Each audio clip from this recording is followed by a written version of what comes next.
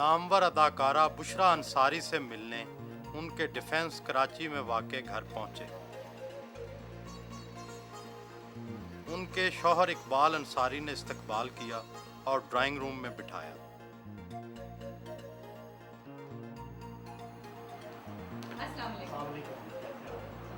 बुशरा अंसारी इंतहाई खुशगवार मूड में आकर मिली। क्या आप रवायती बीवियों की तरह सुबह अपने शौहर की तैयारी में मदद नहीं देती? नहीं, तैयारी में मदद इसलिए नहीं देती कि उनको खुद बहुत अच्छा तैयार होने आता है। क्या फिल्मी अदाकाराओं की तरह आप भी सुबह ताखीर से उठने की आदी हैं?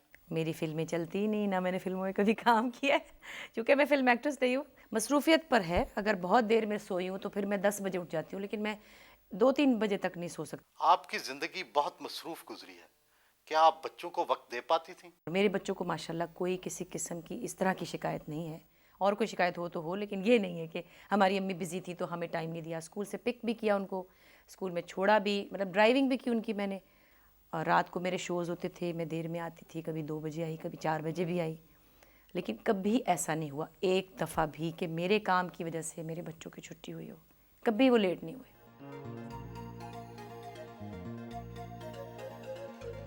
उन्हें वक्त मिले तो खुद कुकिंग भी करती हैं।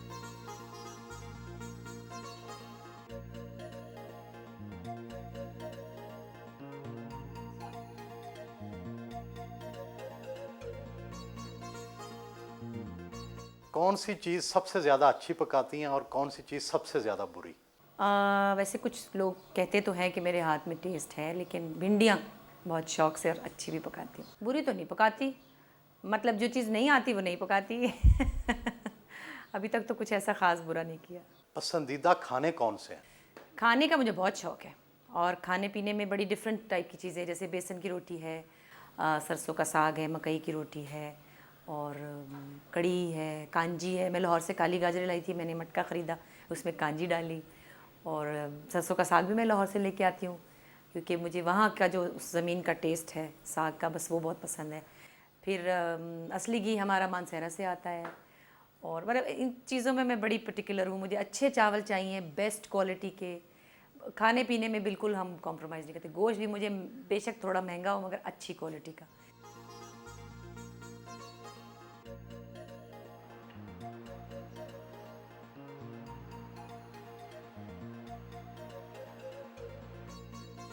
उनकी तबीयत में बाकायदगी, सफाई और नफासत बहुत है।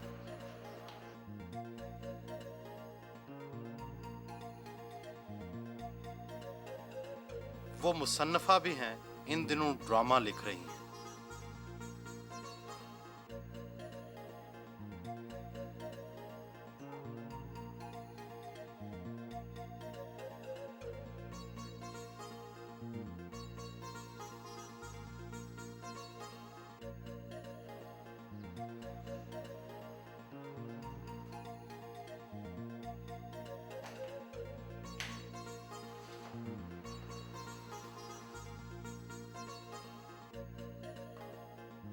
मेकअप ख़वातीन की कमज़ोरी क्यों होता है? ज़रूरत होता है, और मतलब ये कि मेकअप आपको हेल्प करता है आपकी फेस के फ्लॉज मिटाने के लिए। हमारा तो खैर ये काम ही ऐसा है जिसमें मेकअप की ज़रूरत होती है। अपने कमरे की सजावट और घर की आराइश के लिए वक्त निकालना मुश्किल तो होता होगा। नहीं, मेरा ख़्याल है मेरे लिए कोई इतना मुश्किल नहीं, क्योंकि मैं एवरीडे जॉब नहीं करती हूँ। मेरा कॉन्ट्रैक्ट पे काम होते हैं मेरे, जैसे जब काम हुआ तो चली गई, लेकिन मैं सुबह सवेरे 9 बजे उठ के कभी भी नहीं जाती ऐसे कि मैं घर फेंक के चली जाऊँ, और वो मुझसे होता भी नहीं। 200 के करीब महंगे जूते, इतने ज़्यादा पर्स, शौहर इस फजूल खर्ची पर नाराज़ तो होते होंगे। नाराज़ क्या होते हैं, वो तो उनसे मैंने कभी पैसे मांगे ही नहीं जो नाराज़ हो। जूतों का शौक़ मुझे हमेशा से था, शादी से पहले भी था, और ये ज़रूरी नहीं कि जूता महंगा ही हो। मेरे बहुत से जूते महंगे हैं, बहुत से बहुत सस्ते हैं। कभी मुझे 250 रुपये की चप्पल भी पसंद आ जाती है, तो अच्छी लगती है तो वो ले लेती हूँ। आप अदाकारा भी हैं, गुलकारा भी हैं, कॉमेडियन भी हैं, अब अदीब भी बन गई हैं, और पता नहीं क्या क्या आपके वर्सटाइल रोल हैं।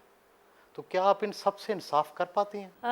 कर पाती हूँ या नहीं, कोशिश तो करती हूँ, लेकिन एक मेरा ख़्याल है मेरा ट्रिक जो है वो अनकॉन्शियस है।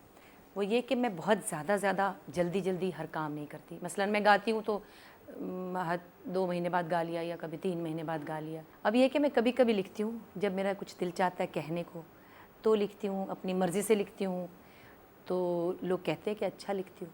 इसी तरह मैं ड्रामे में भी बहुत कम काम करती हूँ आजकल, तो बिल्कुल ही चूज़ी कोई अच्छा रोल मिले जिसमें मुझे मज़ा आए वो करती हूँ।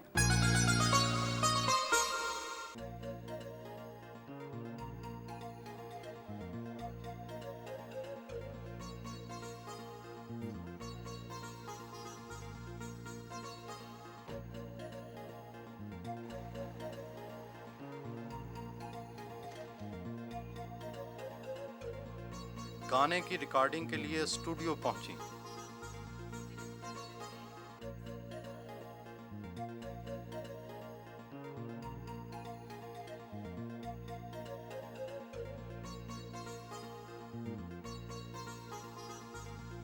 म्यूजिक स्टूडियो में आते हुए जूते उतारने की क्या खास वजह है? भाई उनके लिए ये उनकी रसोई है, अरशद महमूद के रूल्स हैं और हमें फॉलो करने होते हैं। एक तो वैसे भी क्लीनिनेस के लिए ज़रूरी है क्योंकि जर्म्स आ जाते हैं, पाँव के साथ मिट्टी आती है जूतों के साथ, और बहुत ही सेंसिटिव सा इक्विपमेंट है, और फिर मेरे ख्याल में एक बहुत पाकीज़ा काम होता है यहाँ। आपको क्लासिकी मौसीकी की किस हद तक समझ है? समझ कुछ ज़रा ज़्यादा है, इसीलिए कम गाती हूँ। सीखा नहीं लेकिन काफ़ी हद तक सुना है, क्योंकि हमारे घर में, मेरे फादर के घर में ज़्यादातर क्लासिकल म्यूज़िक ही पसंद किया जाता था और सुना जाता था। अब्बा तो खैर लाइट म्यूज़िक सुनने ही नहीं देते थे, वो उनको पसंद नहीं था कि हम फ़िल्मी गाने सुने या गाएं।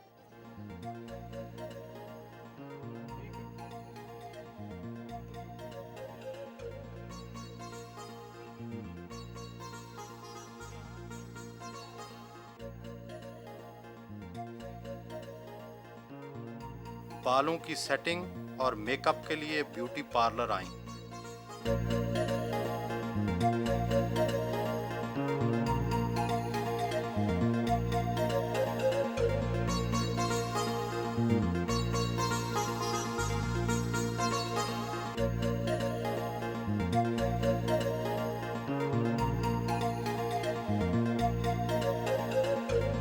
फोटो सेशन करवाए।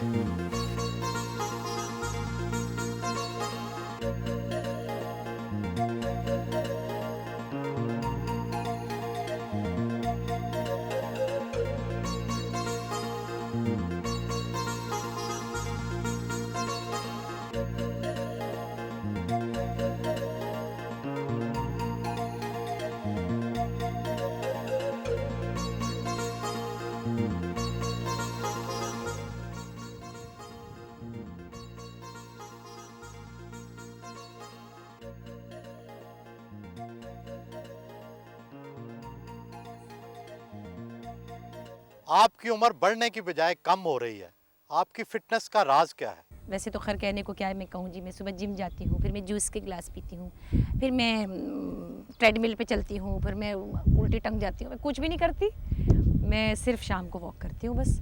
बचपन में किस किस की नकलें उतारी और किस किस से मार पड़ी?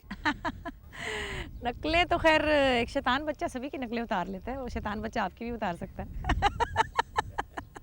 जो अभी मेरे अंदर बैठा हुआ है। लेकिन बचपन में होता था, टीचरों शीचरों की नकलें उतारती थी।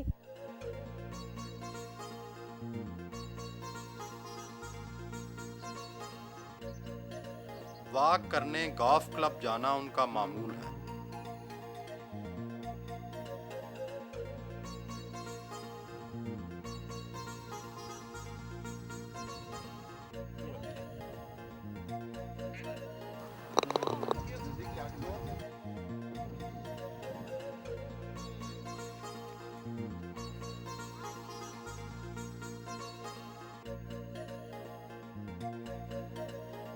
वापस घर पहुंची।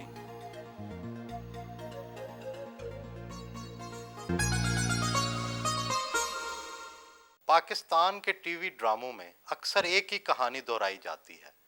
आपके ख्याल में टीवी ड्रामों का मयार क्यों गिर गया है? टीवी ड्रामों का मयार इसलिए गिर गया है कि टीवी ड्रामे ने अब फिल्म से बहुत ज़्यादा इन्फ्लुएंस ले लिया है, और वो उतना ही कमर्शियल हो गया है जितना कि फ़िल्म है था।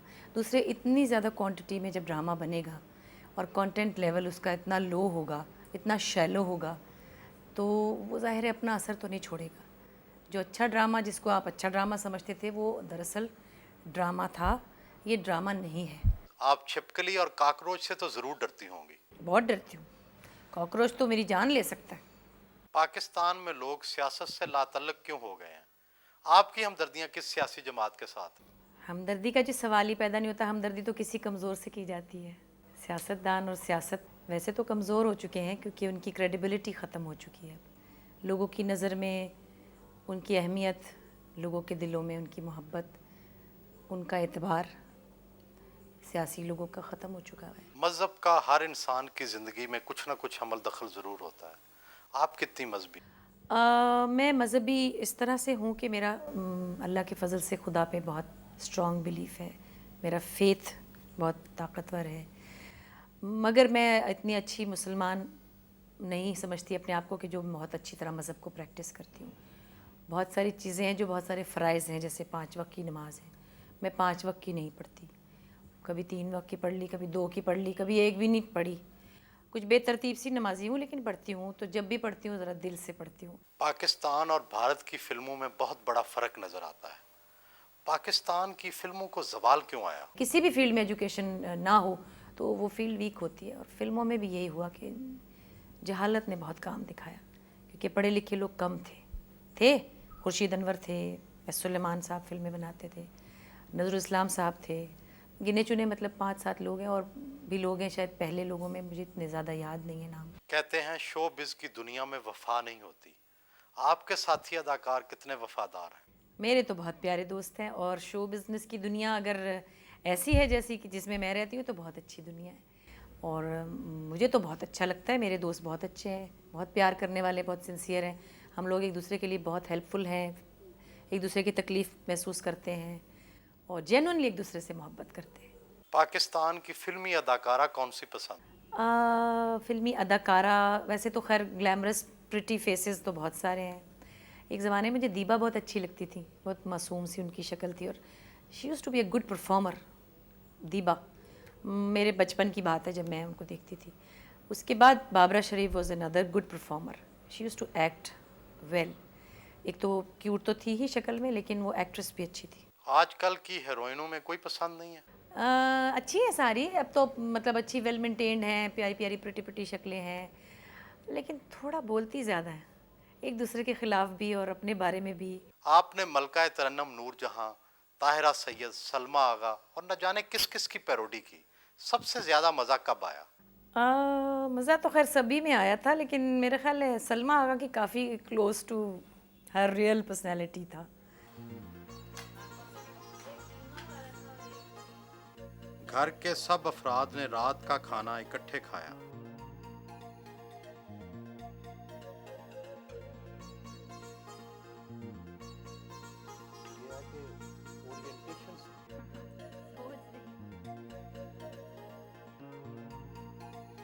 जहाँ दो बर्तन होते हैं खड़खड़ाते ज़रूर है। मियाँ बीवी में किन बातों पर लड़ाई होती है? मियाँ बीवी में उन तमाम बातों पर लड़ाई होती है जिसमें वो एक दूसरे से मुख्तलिफ होते हैं, और ये बड़ा नेचुरल है। अगर समझ आ जाए तो कोई मसला नहीं है, क्योंकि आप दो मुख्तलिफ इंसान होते हैं तो आपने कहीं ना कहीं डिसएग्री करना होता है। आपकी अहलिया अच्छी बीवी हैं या अच्छी अदाकारा? क्योंकि अदाकारी तो दोनों में करनी पड़ती है। मेरा ख्याल है इन्होंने अदाकारी में ज़्यादा काम किया है। बीवी वाले वो सीन में ज़रा देखा, मैंने कहा था इनसे पूछे। तो क्या आप अपने शौहर पर ध्यान नहीं देती? मैं इन पे कोई ध्यान नहीं देती। उसका नतीजा देख ले कि मैं कहीं जाने लगती हूँ तो ही कहते हैं मेरा दिल बंद होने लगा। आपकी सिर्फ 2 बेटियां हैं। हमारे मुआशरे में तो हर कोई बेटे की ख्वाहिश करता है। आपका रवैया क्यों मुख्तलिफ रहा? बड़ा कैटेगोरिकली मैंने इनके साथ ये तय किया था कि देखिए बच्चे 2 होंगे, और इसमें अभी बच्चा पैदा भी नहीं हुआ था तो ये तय हुआ था कि 2 बच्चे होने चाहिए, और ये अल्लाह ताला से लड़ाई कोई नहीं करनी। ये तय है कि बस जो हो गया ठीक है। बस जी, I think one should decide number of children. 2 बेटे भी हो जाते तो ठीक था। और ये कि अब अगर आप यूँ ज़िद करने लगें तो 5-6 बेटियों के बाद 1-2 बेटे भी आ ही जाते हैं, लेकिन फिर अब वो भी ख्याल रखना है कि फैमिली इतनी हो जो आप कंफर्टेबली पाल सकें, जिसको आप तवज्जो दे सकें। और फिर ये कि एक बेटा तो मिला मुझे, नरीमान की शादी के साथ उम्र मिल गई। किन बातों पर आपका इख्तलाफ है? वो तमाम बातें जो मेरी केमिस्ट्री का हिस्सा नहीं है। जो इनकी केमिस्ट्री डिफरेंट है, मेरी केमिस्ट्री इख्तलाफ का इजहार कैसे होता है? शोर मचा के। ये जोर में जाते हैं, लोग समझते हैं बड़े क्वाइट हैं, उनको जो बुरा लगता है ये जोर से बताते हैं। मतलब ये नहीं कि बर्तन तोड़ते हैं, मगर ये बकायदा बताते हैं कि ये यूं है, ये यूं है, गलत है। अच्छा जी, खुदा हाफिज़। बहुत thank you, so thank you.